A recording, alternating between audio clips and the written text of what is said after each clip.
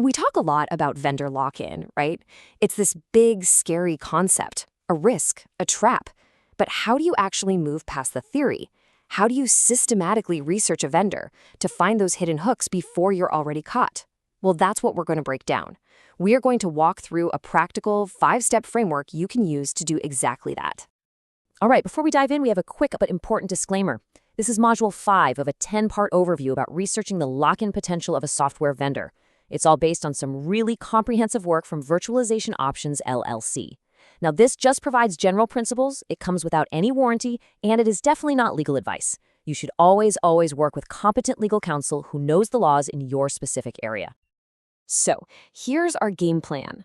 We'll start with the big picture, the framework itself.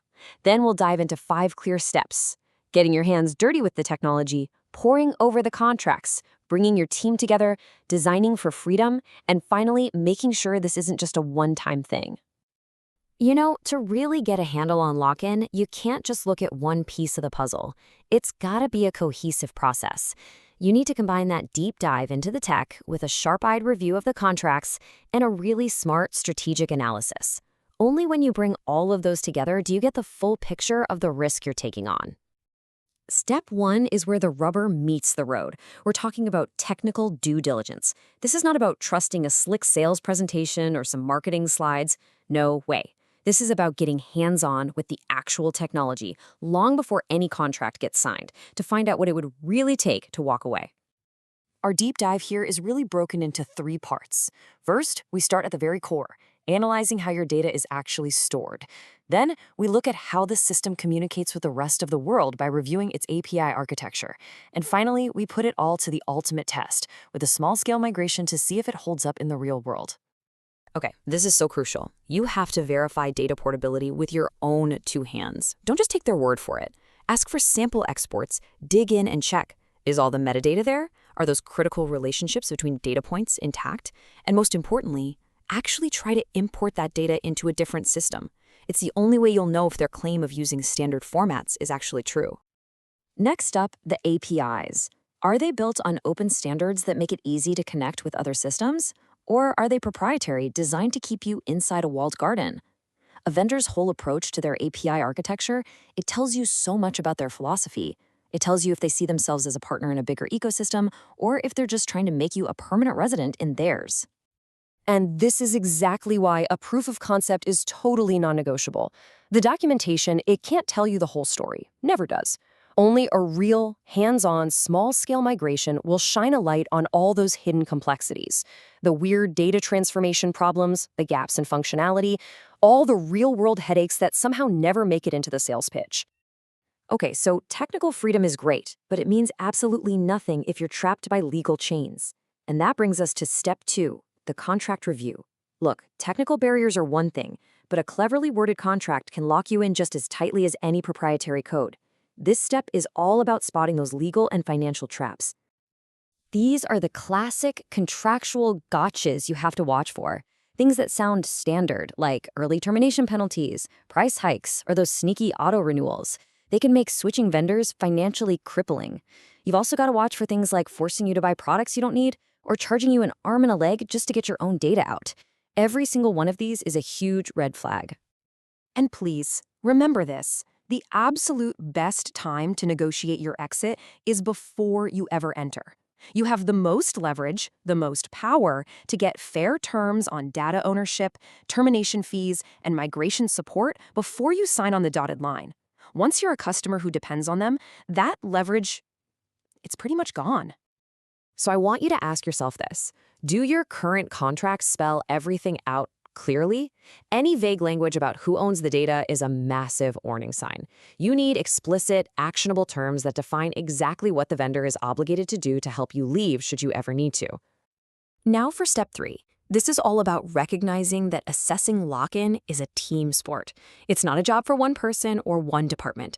It demands a holistic view that you can only get by bringing in experts from all across your organization. Think about it. Your IT architects, they see all the technical dependencies. Your legal team spots the traps in the contract. Procurement understands all the pricing games vendors play. Finance can actually quantify the long-term cost of being stuck. And your business leaders, they get the big picture strategic risk. You've got to combine all these perspectives to really see your true exposure. Moving on to step 4, which is where we start getting really proactive. Sometimes the best defense against lock-in isn't just about picking a better vendor. It's about designing your own systems to be more resilient to dependency from the very start. This visualizes that fundamental trade-off just perfectly, doesn't it? A single vendor strategy might look simpler at first, but you're putting them in total control of your destiny. A multi-cloud or a hybrid strategy. Yeah, it distributes that risk. It might be a bit more complex to manage, but it preserves your flexibility and, crucially, your power to negotiate. And it's not just about multi-cloud. There are other really powerful strategies, like using open-source alternatives for your most critical components, or building abstraction layers that act like a buffer, a middleman between your application and a vendor's specific platform. This insulates you from their changes and makes any future migration so much easier. And that brings us to our final step, and it's a big one because it never really ends. Continuous monitoring. This is so important. Lock-in is not some one-time event you check off a list during procurement. It is a dynamic, evolving risk that you have to manage for the entire life of the relationship. A platform that feels totally open and flexible today can slowly become a trap over time. The vendor might get acquired, they might change their pricing, they might alter their whole roadmap. And at the same time, your own systems become more and more deeply intertwined with theirs. You have to actively manage this evolution, or it will manage you. So how do you stay ahead of this? It really boils down to 3 key activities. 1, keep a close eye on the vendor. What's happening with their strategy, their pricing? 2, maintain your own data governance. That means regularly testing your ability to get your data out. And 3, schedule formal, periodic reassessments of your lock-in risk. Put it on the calendar.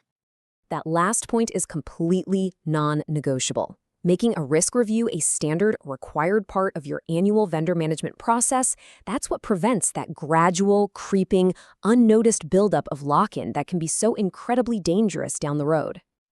So let's bring it all home. Vendor lock-in can feel like this inevitable force of nature, but it really doesn't have to be.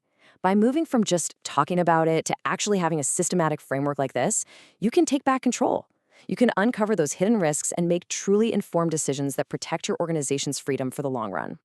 So we'll leave you with a question to take back to your team. I want you to take a really honest look at your current process for evaluating new vendors. Is it truly prepared to dig this deep?